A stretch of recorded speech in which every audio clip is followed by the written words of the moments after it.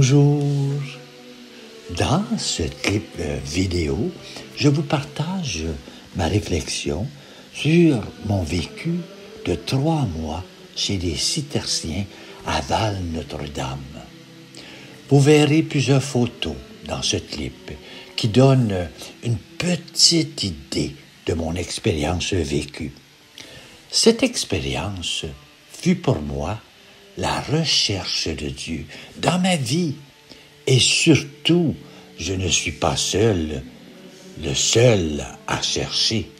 La vie des moines et ceux et celles qui viennent vivre une retraite à l'auberge des moines cherchent aussi Dieu. Parce que nous sommes des êtres pétris de spiritualité dans un monde qui ne peut pas en parler ouvertement, sous peine de perdre toute crédibilité ou avoir une réputation d'un type bizarre, j'ai décidé de le faire car je suis un croyant pour vous parler de ma foi vécue chez les moines cisterciens. Les moines m'ont accepté tel que je suis pour passer du temps avec eux dans le silence et surtout pour restaurer mon âme dans un environnement approprié et très mystérieux. La prière, la lecture et oraison et travail sont le centre de la vie pour un équilibre. Je n'avais pas d'attente. Je vivais déjà depuis 4 ans dans un silence, prière et travail. J'étais habitué à ce genre de vie.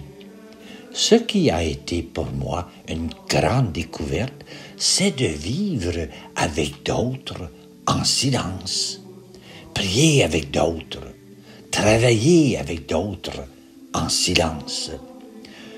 J'ai senti que le temps ralentissait, que nous retournions à Dieu 7 fois par jour dans l'église abbatiale et que les chants et les hymnes étaient comme un bouclier protecteur, nous entourant de l'amour de Dieu.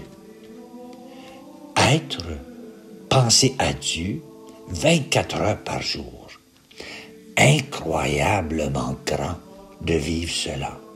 Le travail, simplement, m'a donné l'occasion de réfléchir chaque jour à mes actions, de regarder et de contempler le monde.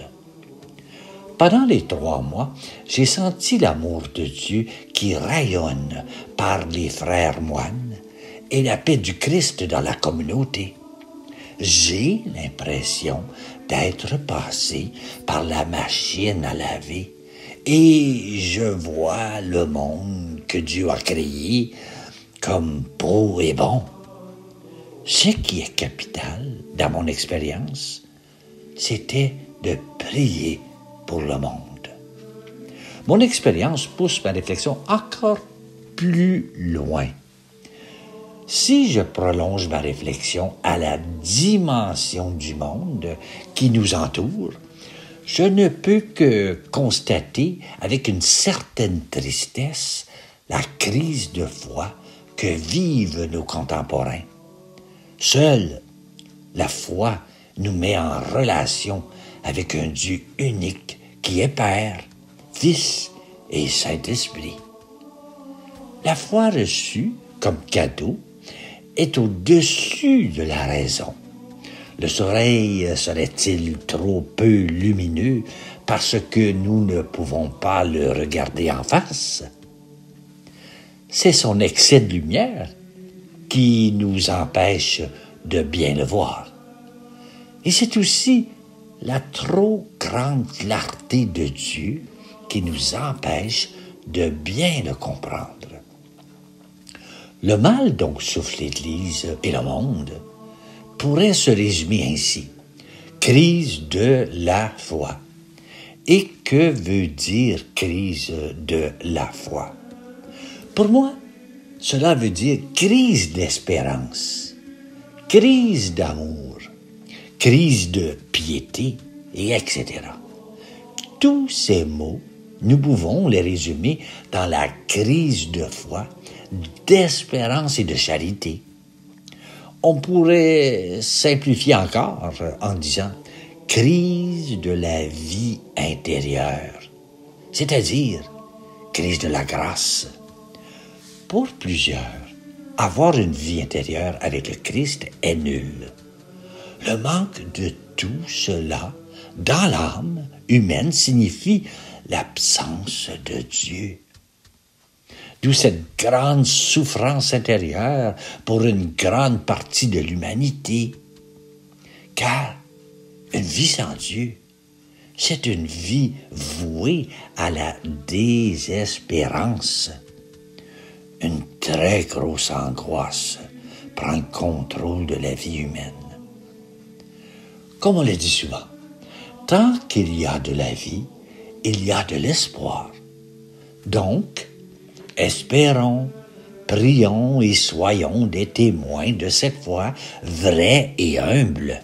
Et ainsi, ta foi sera contagieuse. J'ai servi des gens qui venaient vivre un moment de retraite à l'abbaye. Quel grand bonheur pour moi de servir mes frères et sœurs et dans le silence. Pendant mes 3 mois, j'ai tant parlé à Dieu de ces visages que je voyais à l'hôtellerie des moines. Là, j'ai compris que chaque personne est présence de Dieu. Ah, que j'ai prié volontiers et naturellement. C'est ce côté de moi que j'aime, être capable de parler à Dieu des gens que je rencontre. Je ne sais pas si cela a fait une différence dans leur vie. J'ai pu, en effet, observer le décalage qui existe entre la vie quotidienne dans le monde et la vie des moines à l'abbaye de Val-Notre-Dame. Je me suis laissé porter au rythme de la règle de Saint-Benoît. Entre les offices, les temps d'enseignement et de travail manuel, les temps de silence, pas le temps de s'ennuyer, ni de fuir la vie intérieure, qui refait toujours surface.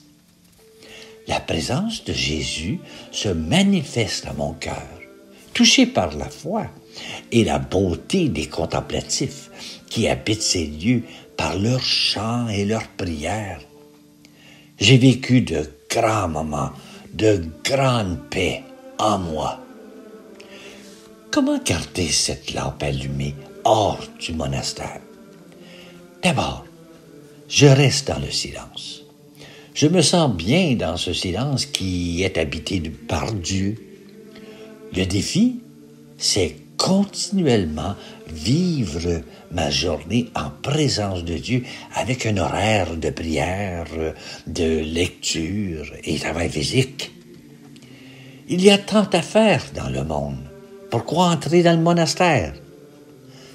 Le moine me répondrait, je suis tout simplement transporté d'enthousiasme pour le Christ qui m'appelle à le suivre au désert du cloître.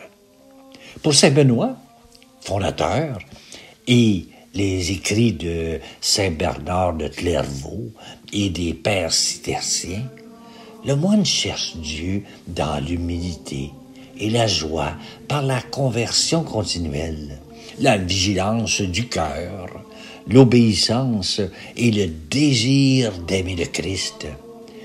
Il entre au monastère parce qu'il aime la vie et qu'il veut être heureux, comme il est écrit dans le prologue de la règle de Saint Benoît, en référence au psaume 33. Qui donc aime la vie et désire les jours où il verra le bonheur? J'ai senti cette grande famille au monastère, unie par amour du Christ autour d'un père abbé. On ne parle pas, sauf à de rares occasions, et jamais dans le cloître. Une vie d'une grande simplicité.